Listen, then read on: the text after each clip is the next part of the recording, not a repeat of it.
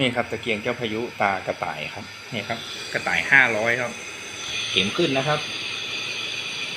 เนี่ยครับจุดติดใช้งานได้สมบูรณ์แล้วครับแสงใสเลยครับกลับมาใช้งานได้ปกติที่มันมีเปลวนี่เพราะว่ามันเพิ่งจุดนะครับนี่ก็ถ่ายคลิปแจ้งครับคราวนี้ใสเลยครับตะเกียงลูกเนี้ยล้างถัง3 รอบครับสนิมเต็มเลยครับ